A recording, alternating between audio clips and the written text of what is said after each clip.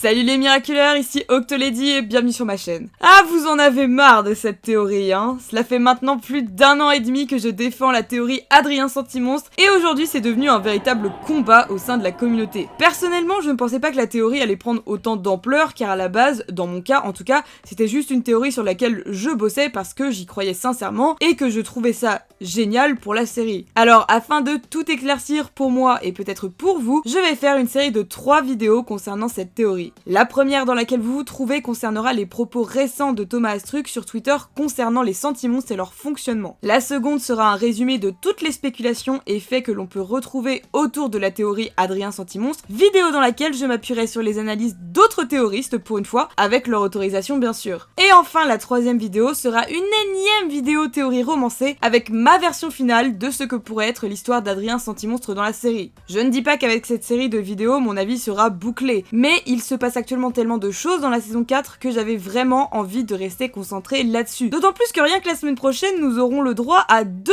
nouveaux épisodes qui pourraient apporter ou non de nouveaux arguments. Enfin bref, la théorie Adrien Sentimonstre. Véritable combat de chiens enragés au sein de la communauté Miraculous. La théorie était vraiment très décriée lorsqu'elle a vu le jour via de nombreux théoristes après l'épisode Ladybug. Oui, car je suis bien consciente que je ne suis pas la seule et sûrement pas la première à avoir pensé à cette théorie. Très vite, les personnes avançant cette hypothèse ont été moquées et on ne prêtait pas vraiment attention à leurs élucubrations. Cependant, plus la saison 4 avance et plus cette théorie prend corps et possède de plus en plus d'arguments. Ce qui fait que pour le coup, des clans se sont un peu créés dans la communauté Miraculous, au point que les gens voulant prouver cette théorie ou justement démonter le fait qu'Adrien soit un sentimonstre, se soient mis à déformer les règles les concernant. Au point même que vu l'ampleur des bêtises dites autour de ces créatures, Thomas Astruc intervienne directement afin de faire un rappel de ce que sont les sentimonstres et comment ils fonctionnent. En effet, il y a quelques jours, il a pris la parole sur Twitter afin de réexpliquer les règles de base sur les sentimonstres dans la série, car il avait la fâcheuse tendance à se rendre compte que les fans les tordaient un peu dans tous les sens. Est-ce que cela invalide la théorie? Est-ce que cela la renforce? C'est ce que nous allons voir en décortiquant ce qui a été dit.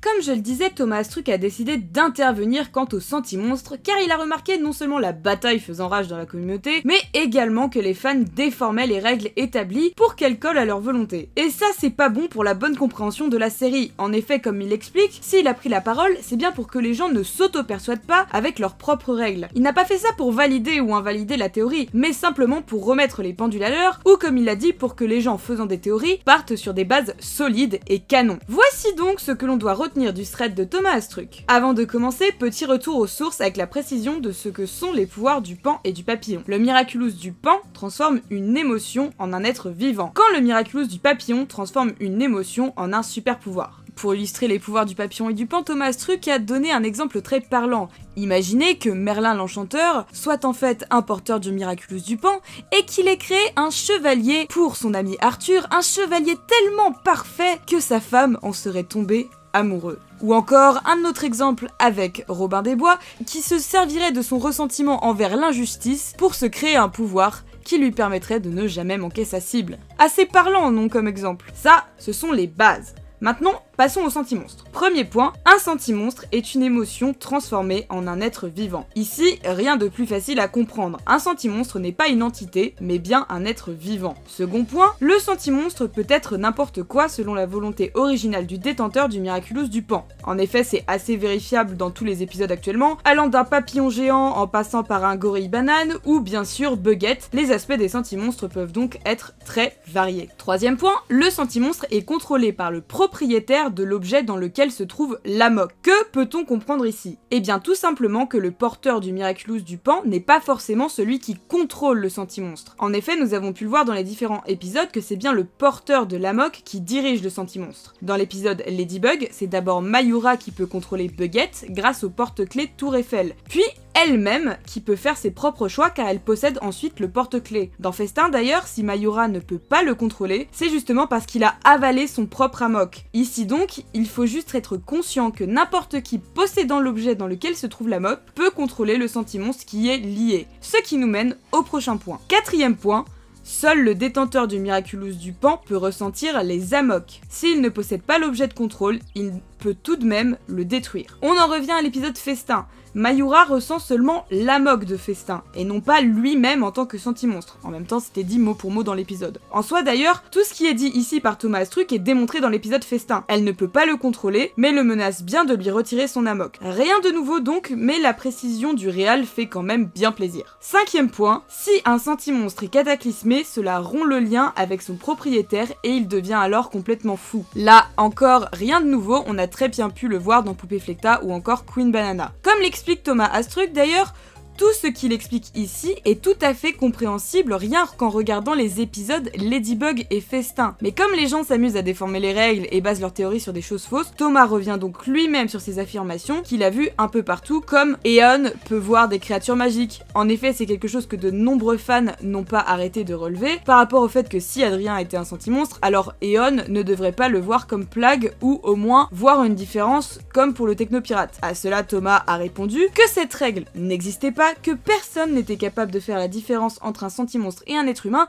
ou encore que ce que Eon perçoit autour de technopirates sont des interférences et que c'est elle qui les a interprétés comme de la magie. Ainsi, comme n'importe qui, Eon n'est pas capable de déceler les sentimonstres. L'autre exemple qu'il donnait était le fait que Mayura pouvait contrôler les sentimonstres. Or, comme nous l'avons expliqué et démontré juste avant, ce n'est le cas que si elle possède bien l'objet de contrôle, comme démontré dans les épisodes. Il y a encore également des gens qui pensent qu'un sentimonstre ne peut pas être akumatisé, alors que c'était clairement le thème principal de l'épisode Festin. Maintenant que Thomas a reprécisé les règles, vous vous en doutez bien que je ne vais pas m'empêcher de corréler tout ça à la théorie d'Adrien Sentimonstre. Encore une fois, comme je l'ai dit, les propos ne valident pas la théorie, pas plus qu'elle ne l'invalide, et nous allons voir ça tout de suite. Partons donc du principe qu'Adrien est un sentimonstre. Affirmation numéro 1, un sentimonstre est une émotion transformée en être vivant. Rien ne l'affirme, mais rien ne va à l'encontre de cette affirmation non plus. Affirmation numéro 2, le sentimonstre peut être n'importe quoi selon la volonté originale du détenteur du Miraculous du Pan. Là encore, rien n'irait à l'encontre de cette affirmation, surtout après avoir vu des sentis comme Buggette ou Sentinino. On rappelle également que Thomas Astruc avait confirmé que les sentis pouvaient grandir s'ils étaient conçus comme cela. Affirmation numéro 3, le sentimonstre est contrôlé par le propriétaire de l'objet dans lequel se trouve l'amok. Là encore, rien ne pose de problème à ce qu'Adrien puisse être un sentimonstre. Après tout, comme on l'a vu dans plusieurs épisodes, le sentimonstre n'est pas forcément le possesseur de l'amok. Affirmation numéro 4, seul le détenteur du Miraculous du Pan peut ressentir les amoks. S'il ne possède pas l'objet de contrôle, il peut tout de même le détruire. Encore une fois ici, rien de bien gênant, cela pourrait même expliquer pourquoi Nathalie et Gabriel, ou bien plutôt Mayura et Papy-Ombre, ne ressentent pas que Chat Noir est un sentimonstre, tout simplement car c'est Gabriel qui possède l'amok d'Adrien. Enfin,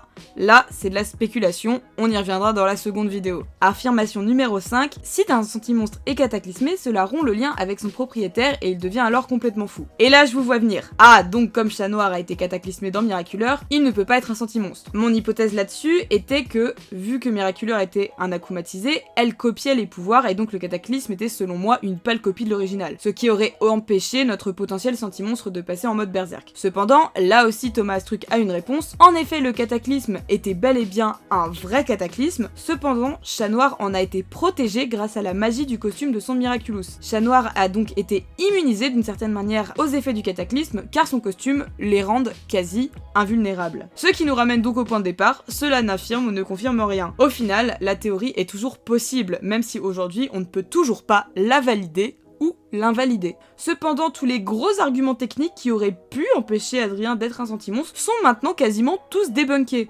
Attention, je n'ai pas dit tous les arguments, mais seulement les arguments techniques concernant la série qui étaient constamment invoqués pour détruire la théorie. À présent que certains points sont clairs et que les relations avec les propos de Thomas Astruc sont établies, j'espère que les règles ne seront plus déformées, même si j'ai du mal à y croire, vu que même sous les réponses de Thomas, les gens déformaient déjà ses propos. C'est donc la fin de cette première vidéo sur 3 sur la théorie Adrien Sentimonstre. Je vais essayer de sortir les deux autres parties le plus rapidement possible. Je sais encore une fois que certains n'aiment pas cette théorie, ne veulent pas y croire ou alors s'en fichent complètement, mais personnellement c'est quelque chose qui me tient vraiment à cœur. Le jour où on aura l'affirmation ou l'infirmation complète de cette théorie, bah j'arrêterai tout simplement d'en parler. En attendant, moi ça m'éclate de le faire. Si vous avez apprécié la vidéo, n'hésitez pas à laisser un petit pouce bleu, ça fait toujours plaisir, et ou à vous abonner si vous aimez mon travail, c'est la meilleure gratification qu'on puisse recevoir. Merci à vous d'être toujours plus nombreux. En tout cas, on se retrouve très vite pour une prochaine vidéo. Restez à l'écoute.